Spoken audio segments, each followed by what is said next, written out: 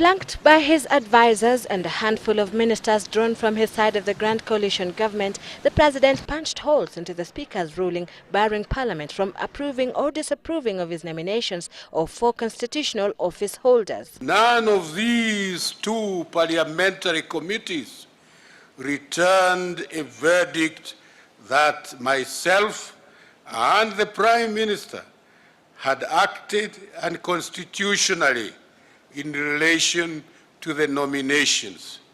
It is unconstitutional, and the unconstitutionality cannot be cured by any act of this House or of its committees, nor by a vote on a motion in the House.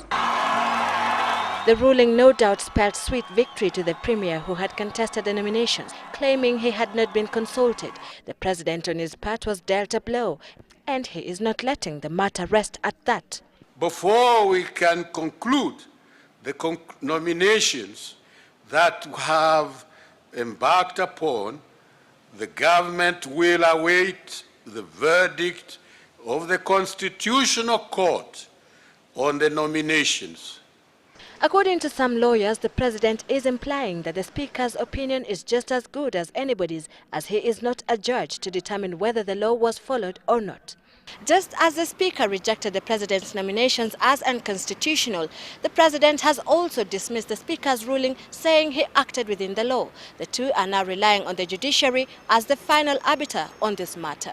The interpretation of the Constitution ought to have been left to the judiciary. The Constitutional Court is expected to hear the case beginning Monday next week. Should it eventually rule that the nominations were indeed constitutional, then the names of the nominees will go back to Parliament for approval or rejection.